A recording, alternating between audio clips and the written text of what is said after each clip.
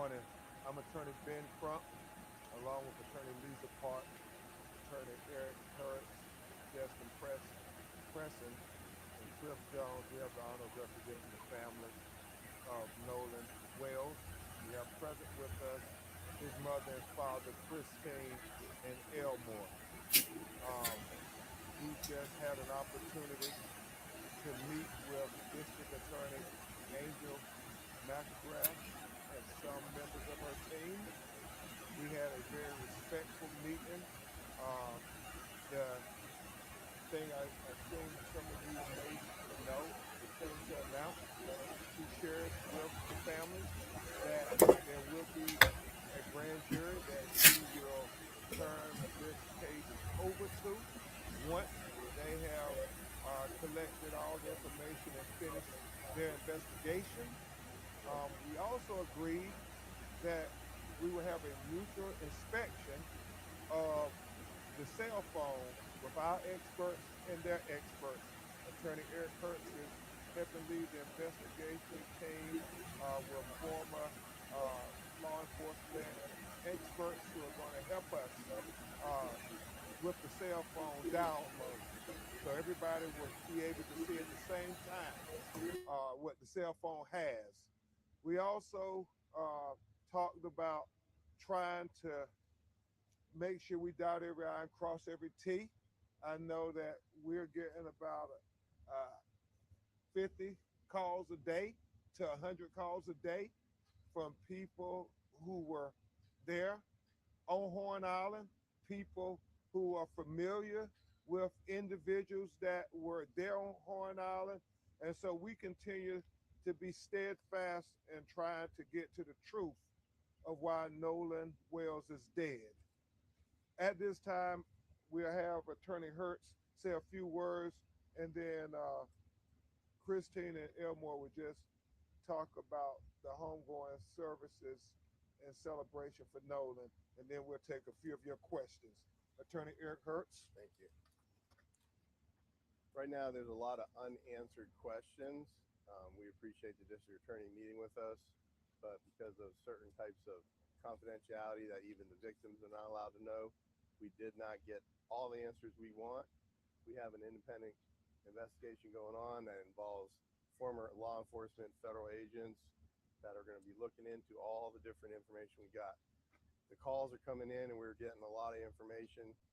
Some of the people that I spoke to are not talking with law enforcement here. We're going to be trying to get them to cooperate with each other because we want to make sure the narrative, which has been put out that is false, is going to be corrected.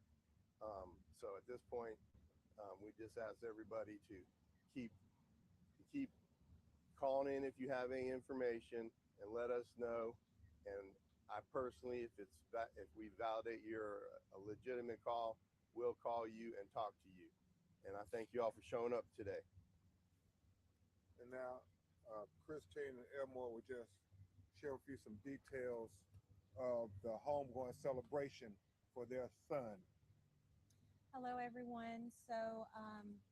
The homegoing celebration, the funeral will be held at Centerpoint Church in Ocean Springs. It is going to be visitation will be 9 to 11, and then the funeral will start after that. The plan is for the repast because, again, we want to celebrate Nolan, and he would not want us to be sitting around crying and eating. And so what we're going to do is kind of have a party to celebrate him, and that'll be held at the Jackson County Fairgrounds. um, so we really do want to keep it for family and friends. We are going to allow media to come in as well. And lastly, His teammates. oh, absolutely, teammates. We've already contacted Coach Les George because we want to make sure that those guys are there. Former teammates from high school, middle school, teams that he played against. You guys are all welcome. But of course, we want to make sure that our families for sure and close friends get there. So I do want to just say for those of you, again, if you are having protests Even the day of his service, I am asking you guys to just keep it peaceful. Nolan would never want any type of violence or anything like that. He was not that kind of person. So if you guys would again just be peaceful, and to the community, thank you so much. Um, just the outpouring of love, support. We've had some local officials. Mayor Casey Vaughn from Gaucher has reached out to us. Oh my gosh, I can't even tell you. He has, it's almost been every day. He's been texting to check on us. Also, Jeffrey Hullum, thank you so much. He's been texting pretty much every day. Receiving a lot of stories from Nolan's teachers, which just warms my heart, his classmates, teammates. So, again, for those of you who have donated to the GoFundMe, once again, I stress, if you are not financially able to, we're not begging for that money, okay? If you're not financially able to, we understand. We thank you for whatever you can give, but if you cannot, if you would just keep us in your prayers. Um, and to his friends, stay strong, and please just take care of your mental health, because I know this is a lot. It's a lot for us, and I know you guys are feeling some of that too. So thank you all.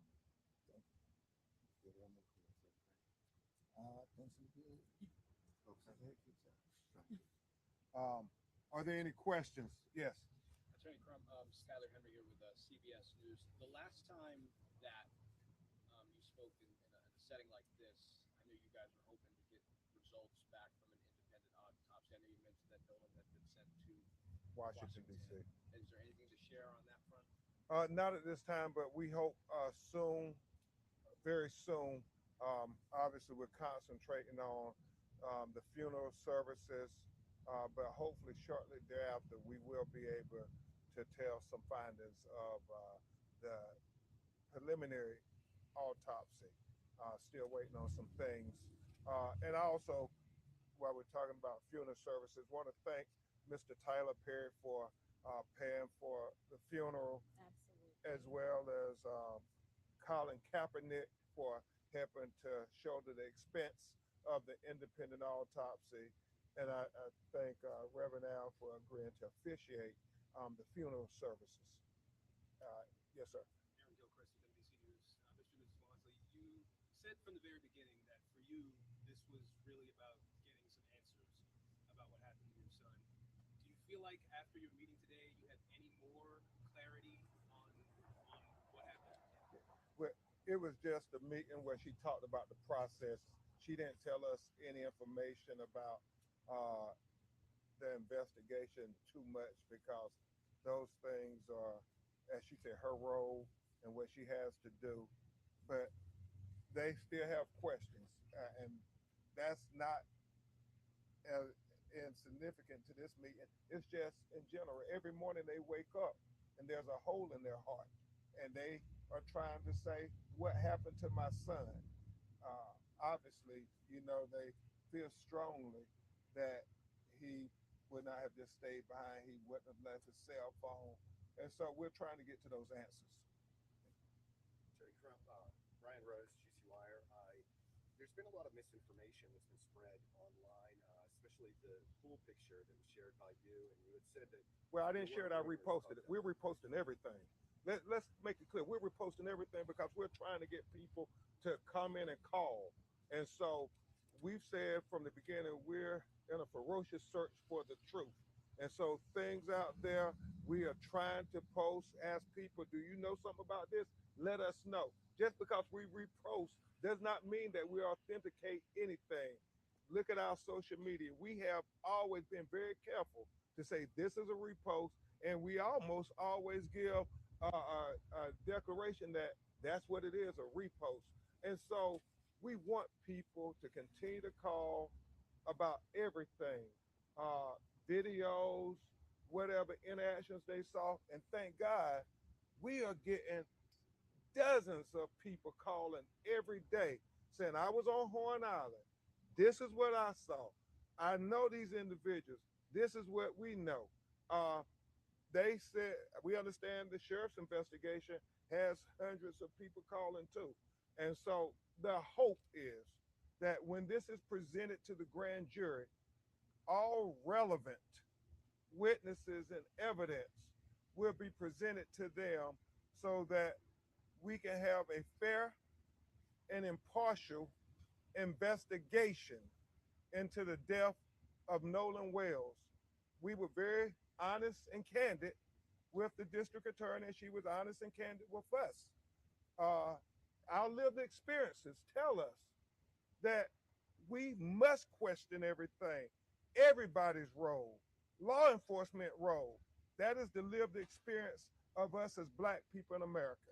And we will be not honoring the ancestors' sacrifices for us if we did not be honest every chance we got when we talk to power. Yes, sir. Eric mentioned the false narrative out there. Well, I've seen quite a few of those, so I was wondering if you could tell us which false narrative you're talking about so we can let people know Yes, it's not true. Was there a particular false narrative you were There's a referring lot to? of narratives out there right now, and There's a lot of narratives we're going to try to investigate all. there's a lot of narratives out there right now. I'm not going to comment on any particular one, but whenever a case this big gets in the news, people try for whatever motivations, law enforcement or whoever, people that call in, try to set up a narrative so that people will follow the narrative. Our job is to cut through all the noise and find the truth. And the truth needs to be found by unbiased investigation as well as unbiased lawyers and all the people that are out here, all you investigatory journalists and everyone else. We just ask that you keep an open mind until we get to the truth. And one of the things I will say, we are trying desperately to figure it out. And we don't profess to have all the answers, but boy, we're trying. And so when people call and tell us this is this person, and then we get somebody saying that, no, this isn't that person, we're trying to balance it all. So we want to even be more careful ourselves to make certain that we're trying to get people to come forward. And there are a lot of people who have different perspectives. We're getting that just from the phone calls, that people who were there at the same time are saying different things. But we're going to get there. We're going to get to the truth. So first, I Yes. just want to say my deepest condolences to you, Christine and Elmore. My heart hurts. I'm praying to the guild, WLOX here at home. But I want to go on and ask you, Attorney Bancroft, you say that you were talking about the process in there with the DA. Were any affidavits or possible prosecutions or criminal actions presented to her to be signed eventually, or do you know anything Yeah. right now? And as she says, her role is confidential at this point because she can maintain her prosecutorial independence. Obviously, I stressed to her very strenuously to say, we want you to zealously, you and the sheriff's department, to zealously investigate this matter. And Christine and Elmore share their life experiences too. We know through our lived experiences, our life experiences, and she said that's not how our office operates, but we know in America, in the South, certain people are investigated differently. And we shared that with her. We didn't, ask that she understand our perspective, but we said we should mutually try to understand each other's perspectives, where we're coming from. And we agreed that we will try to do that. Where are we at in the investigation and autopsy? Uh, We're supposed to get it back Friday.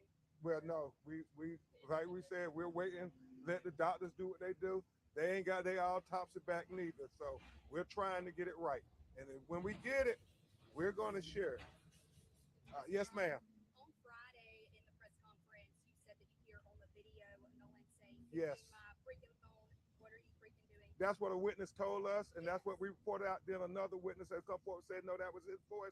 We have other witnesses who said there were other altercations. So as Mr. Hurt said, we're trying to go through it all and so forth. And we'll be even more careful to say, this is what a witness told us in the future. And so your team hasn't been able to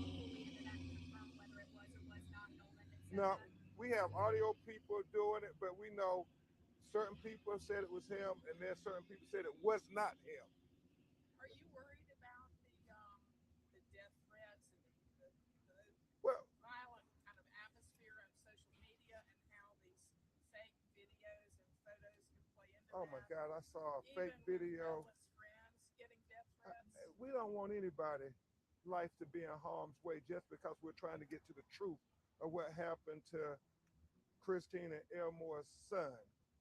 And we saw fake videos about AI generated videos of Christine, and it's just god awful as they're grieving and trying to fight for the truth that they are also having to deal with these fake videos attacking them as they are just trying to literally bury their son next week. Um, but we want everybody to say that we can go through this journey together for the truth.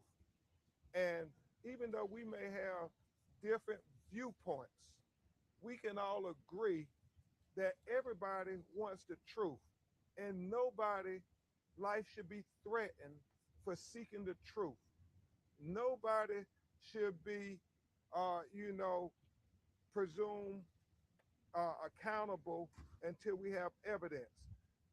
His mother and father only want, and Christine has said it multiple times, she only wants what you would want. If this was your son, if this was your, wouldn't you want desperately to get to the truth? Wouldn't you want people who were closest in proximity to what happened to be investigated and thoroughly investigated? We know that, if it was Nolan, how would he be investigated? So, one last question. Really quickly, just curious about the dynamic that you guys have had, Christine and Elmore, with law enforcement up until this point. Have you all been able to speak with the sheriff, any of the lead investigators, since what happened last week? So that was actually clarified in today's meeting. The DA's office wanted to take over that communications because they do have a victim advocate, which I appreciate. But of course, that wasn't what she, took responsibility and accountability for. But we were not communicated with that information. So for us, like I said before, the last time we actually spoke to someone with the sheriff's department was last Tuesday. That was via text message that I initiated, just asking for an update. So that's the biggest thing is, I appreciate that she took accountability for saying, hey, that was actually our doing. But, we have a setup now. And so the hope is that we'll have that open lines of communication. So you feel like this was useful And today? Attorney Hertz has a comment on that there. Let me just say that under the law in Mississippi, a victim is entitled within, I think it's 72 hours to get an incident report and to have certain information shared. It's been more than 72 hours, and that's part of the meeting here today to start getting the incident report and all that information that we came here to collect, as well as listen to the district attorney and what she had to say. Did you get that report? No, not yet. We are working with them to say there need to be better communications with the clients and so forth. So the big things that we know, there's going to be a grand jury into the death of Nolan Wells, and number two, that we're going to have a mutual inspection of Nolan's cell phone. We just want to make sure everybody else's cell phone is also being downloaded. Thank you. Really quickly, as far as when are the homegoing services? Monday, Monday. 11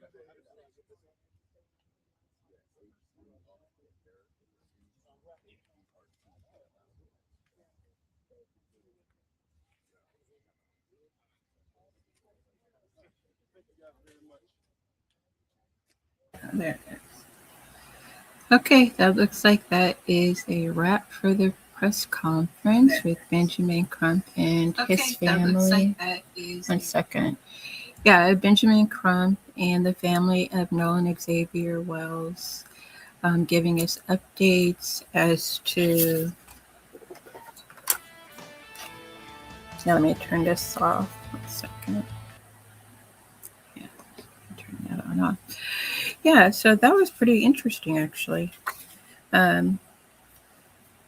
So they were at the district attorney's office, I guess, out there in Mississippi, and trying to get to exchange some thoughts about the case, see how it's going, what the family wants to see happen, and more importantly, what Attorney Benjamin Crump would like to have for things to happen. And I like what he said when he said, we're here to do a ferocious search for the truth. That's all anybody would want if that was their loved one, right? And then they're going to have Mother Miss Wansley said that she is going to have a celebration of her son's life. She's going to invite teammates, friends, what do you call it? Opponents who were like on the other teams to come, you know. And she just said she knows that he wouldn't want them to be grieving him, but having a wonderful time, right? And celebrating him.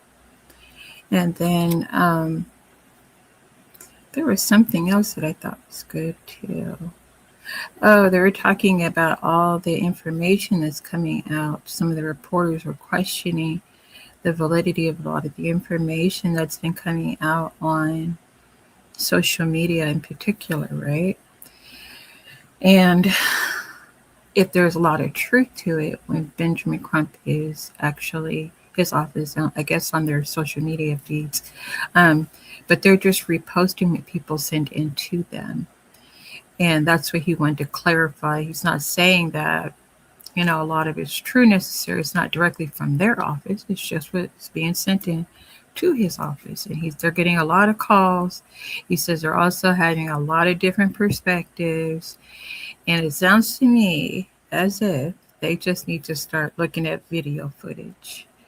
I mean, that would be my next go-to. I just want to look at all the video footage because I'm sure there's plenty of non-AI video footage of what took place with Nolan. And I bet I have a suspicion who it may be, but it's nothing, you know. It's like allegedly maybe Wyatt did it, you know. But I don't know. And the only reason why I kind of thought that the guy with the W name, like Wyatt Earp, because I love Wyatt Earp in the movie. I forget what that movie's called. It is called Wyatt Earp, but they had all these different versions, old Western. And anyway, the only reason why I kind of thought he's a little unique is if you all go to his post up there, he said, "You Black people." And he said Nolan was over our house all the time, allegedly said these things. But you Black people are trying to make this thing into a racial thing. And I just thought that was a very peculiar comment to make, considering that was your very good friend, you know. Because it doesn't matter if you're mixed or not, and you look as handsome as Nolan did. You know, a lot of times, unfortunately, your friends are really not your friends. And things can happen, but also your friends can be your friends, and then they get a little too intoxicated, or, you know, I call them a bunch of junkies, but, you know, they just may be into some things that change the chemicals in their mind, in their body, in their spirit, and turn into like a pack of wolves. So it could have been very innocent and became very clearly very serious, right? And we can racialize it all day and night, but at the end of the day, none of that brings Nolan back. And all his family is actually seeking or hoping for his answers. They just want to know. His mom wants to know, what happened to my son? You know, that's that pain there. I just don't even want to imagine ever. And oh my goodness. So anyway, but I did appreciate, and I hope you all appreciate the press conference, me bringing it to you live. That was WLOX. I think they're ABC or 13 out there in Mississippi somewhere. But And I know everyone says, Mississippi is super, super the big R word, and it's it is it. They did historically have of all the states in the United States of America did have the most lynchings of any country. I mean, excuse me, of any state. Okay, and I think for me it's difficult to relate to all that stuff because I was not raised in the South. I was raised here in the North, in particular California, and so it's very different to hear Southerners speak, and their way of life is even so much slower to me. It's not, even when I talk to like my cousins and stuff, they're just on a different wavelength. Yeah, even where I'm located now, this is like the most southern county you can be in California, and the people here, they just don't move the same. It's a lot of networking, it's a lot of nepotism, it's a lot of secrets, and it's just small town mentality. So a lot of what the folks down there are probably doing is just clearly human nature for them, or just their nature, I should say, southern nature. But at the same time, it would be really great if you all down there in Mississippi that know what happened to him could please just tell the truth so that his parents can get closure and fully move on, his siblings and all the people that left him. Because it just makes no sense in anyone's brain how that very high class looking young man with so much future ended up the way he has.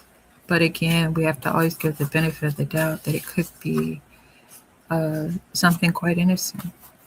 And one thing I've always explained, and I've said to my children when I talk to them, they're adults now, but when I talk to them, I just said, it only takes seconds for a life to be taken, right? So it didn't have to be some long, drawn out. What's long and drawn out is a lie in the cover up of it all.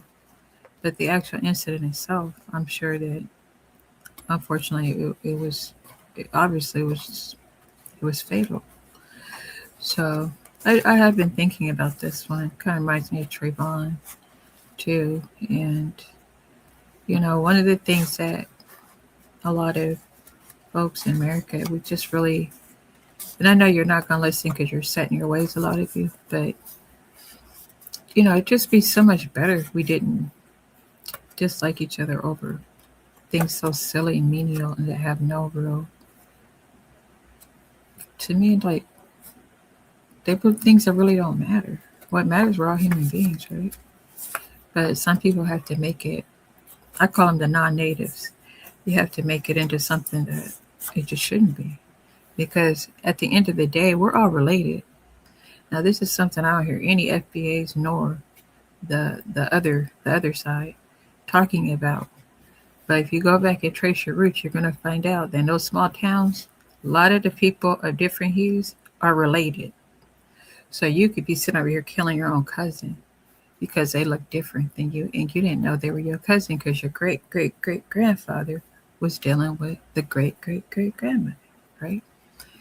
So when we start recognize each other as family, truly family, I think that too could help possibly resolve a lot of the race relations. And then we got to get rid of the ignorance and the poverty because there's nothing worse than a poor.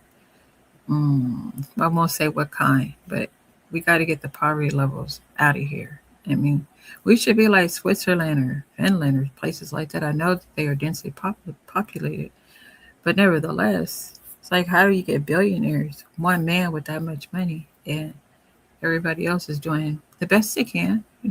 Some people are doing awesome, some people aren't. But everybody should be able to easily do very well in spite of what they look like, right? So anyway, it's a lot to, kind of think about and ponder when I just think about all the race relations stuff. It's a lot to think about every day. It's pretty heavy. So I have to get on the treadmill and run real hard and then do a lot of meditation. But I do want to thank you for watching this episode of Coffee Chat with Camille. I'm going to be back with another episode. I have a couple coming up, I think Friday, Saturday. And then I'm thinking about doing one on Nina Simone's song, Mississippi Goddamn, because it really does address that and Strange Fruit by Billie Holiday. And I don't know if you guys know this, but like I'm deep into jazz music and especially historical music. And so yeah, Nina Simone I couldn't quite get into till I heard that song right there. And I was like, whoa. And then when I found out Mississippi was like doing what they were doing down there to people, oof, I mean, come on, come on. You guys got to find something better to do. For real, for real. I don't know how you can occupy a whole state. I mean, that should have been broken up back in the civil rights movement days. A lot of this stuff that we're dealing with right now is quite shocking because I don't know, it's not for everybody, but I know I was under the illusion everything had changed and things were gonna get better. We had a president who's gonna make change, and it seemed like we're back at square one. And who the heck wants to be out there protesting in the streets and stuff? That stuff is. I commend people who do it. I'm not saying that. I'm not saying that, and I think it's amazing that you'll put your life out there on the line for somebody you don't know that has been unjustly um, treated in our system, right? But at the same time, that's more people that may not go home when you have those kind of protests, depending on how heavily they are escalated, you know. So, at any rate, I'm glad that they are in fact moving forward. And when I say they, Attorney Crump, Benjamin Crump, I know everybody call him the ambulance chaser. And everybody's got names for him and everything, but I think he does. I think he does the Lord's work, in my humble opinion. And I just wonder where all the rest of the Crumps are around the country. You know, where's everybody else at? Like, why is him and Al Sharpton always? And I think, what is his name? That Reverend Minister or Reverend Jamal Bryant. You know, where are all the attorneys and all of the civil rights attorneys? Because I'm seeing a lot of them on TV. But I'm just wondering, like, what's going on? And is there a sense of, well, everything is okay, everybody's doing well, so we don't need them anymore. We don't need scholarly minds. We just need, the most underclass representing a whole entire group. Because I'm telling you now, that's not working for any of us, and it never will. Because you have to have a certain amount of education, a certain background, and a certain tenacity so that you can get through this thing called the system. Not just sell out to the system. That's easy to do, you know, but really try to help to make a change within the system. So I'm gonna call Ben Crump's office today, and matter of fact, Mr. Crump, Attorney Crump, if you need anybody to help, I can help you. But I do want to do some kind of civic or volunteer work, so I would really like to do it. Or just try to help do something. It must be something we could do, you know. Anyway, I don't have all the answers. You know what I'm saying? I'm just kind of sitting here talking to you all. But again, I'm glad the family was there with that bank Attorney Crump is taking care of the family in the way that he is. And I watched a lot of social media and podcasts, and they are so wonderful. Like, not so much the social media, but a lot of the podcasters are so thorough in the way that they report on this case and many others. The other one with the other very promising young man, now he's behind bars over an altercation. It's funny how they just somehow end up in these conspicuous altercations, right? They just change their whole life when they have their whole life in front of them. And I do like Attorney Crump's team members as well. Oh, I know what else. There I forgot because I just can go on and on. But Mayor Casey Vaughn is who um, his mother mentioned, and also Jeffrey Holm. Jeffrey Holm said they've been checking in on the family, and that's the right thing to do. You know, there is something that does irk me a bit from a lot of folk, and saying, "Oh, well, he shouldn't have never been around these kind of people," and you know, look, no one deserves to be harmed, no matter who they're around. You all are aware that that same incident could have happened amongst peers who look like him, right? So that's kind of a funky stance to take, I think. And I don't like that kind of talk. And I'm just going to say it. I don't want to hear the sellout talk and other stupidity. Because not everybody is just sitting down in all FBA communities. And sometimes when you are, they're not treating you that well. Some do. Some are lovely. Lovely, lovely, lovely. Oh, I mean, FBA community can be the warmest community or it could be the coldest one. And that is what it is. So, you can date whoever the heck you want to, marry who you want to.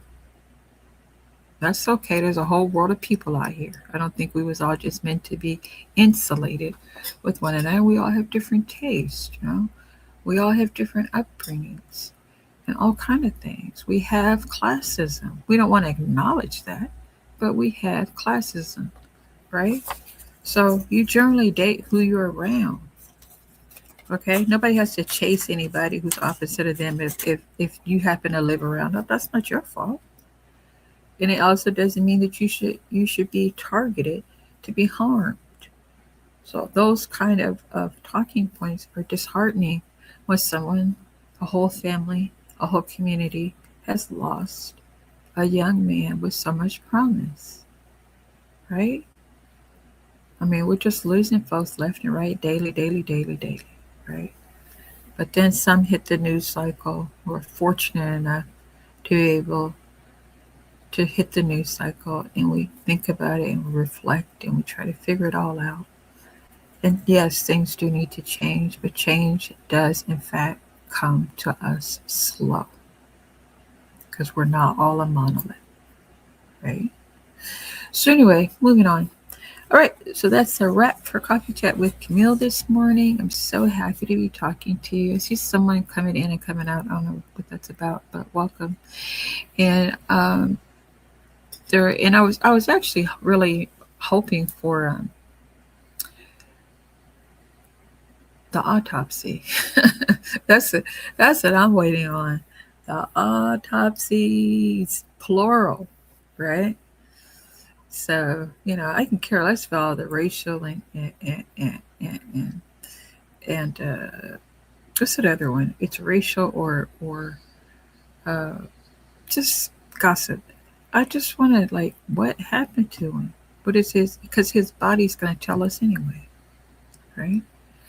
So anyway, just again, all right. But this is the third time I'm officially leaving you folks alone. Thank you so much for joining me on this episode of Coffee Chat with Camille. I think it's episode 207. Please like and subscribe. Subscribe and like, and also leave comments. I would love to hear about what you think. What do you think about this case? Do you care? Does it matter to you? Do you think that this is this was maybe some type of racialized unaliving? Or was it an accident? The coroner with her high school diploma said that, the body was drowned. Everybody said drowned. Couldn't be nothing else. So what do you think about it? And I did, you know what? I do want to talk about another case where there was an illegal immigrant who just from what was that place called? Honduras, who killed an FBA woman while she was in her car The youngest one of the Powers were 13. So it was like a little pack of them because, they're real short. A lot of them ones that come from down south, they real little. Because I'm little, and they men, like, we eye to eye generally. And they always try to have a lot of vibrato, and they're just so little. So anyway, they didn't sit up here and shot this woman who had 2 jobs and children and everything. Now, I'm not giving you all the details because I haven't read the article, but I did want to say that this illegal immigration stuff and undocumented stuff, that's a whole nother disheartening topic. And I personally, I love people from different countries. I don't really have issues with that at all. But when they're kind of running down our country, it just, I don't know. It's not a good look, is it? I mean, I think the minute you see a whole area can go depressed and only have people coming over in it, they should just automatically be deported because clearly they're just not able to keep up. And then you sit here taking out or unaliving mothers and children and daughters and sons and what? I mean, the amount of crazy that's going on in the U.S. right now is overwhelming at times. And then sometimes I have to remind myself that it's pretty overwhelming because we receive so much information from so many different places, but in particular from that freaking cell phone. Yeah, from our cell phones, from our computers. You know what I mean? It's like always walking around with information, a whole lot of information in our hand. It used to be just a basic, hello, how you doing? Are you going to come over? Yeah, I'm going to come over. Okay, I'll see you later. That's it. Now you look in there, it's article after article, beep, beep, blah, blah, text, boom, boom. Whew. Way too much going on. None of that stuff is important. I swear to God, it isn't. I mean, even though I'm covering this case, I will say this. If I didn't have access to the internet, obviously I wouldn't be covering no case in Mississippi. I'm going to just be very real with you. So usually the cases that come up on the TV is local. Your local news. That's it. So this is kind of a bit much. And it's great for outreach, I think. But that's about it. All right. Bye for now, everyone. Thank you for watching Coffee Chat with Camille. Please leave me a comment. What do you think of the Nolan Xavier Wells case? Do you feel compassion for the family or not? Do you feel compassion for the young man? Who do you think did it? I already told you I think may have done it. But that's alleged, that's not like, come on. These are kind of like predictions, I need a crystal ball before I say that stuff. Yeah, and then I do have my books out. I actually have about 9 on Amazon. But if you just go to Amazon and look for The Royal Book of Little Stories, that's a fairy tale book for children. And I'm a illustrator, so I illustrate. And I have another book called Abstract Thoughts. Those are thought passages. Okay. And I'm trying to think what else. Oh, if you suffer from depression, especially you young males or males in general, I have a writing book. If you're a churchgoer, you love your Baptist church, Catholic church, Buddhist, whatever it is you're into, I have one of those for note taking. Because when I used to go to a church, the pastor would talk so fast. I had to I was trying to jot down what he was saying. And then when I keep trying to jot it down to I can't keep up. And then when I could keep up, I realized he had the same pattern of telling his sermons. And I was so disappointed. So anyway, so I have that. And then also I have a new album out. It's called Reparations Now Interpretations. It is not a political song, humanitarian song. Experimental album, folk indie. check it out on Amazon, on Apple, Spotify, right here on YouTube, anywhere you can. Okay, and I do plan on hitting up some of the like old folk indie type cafes.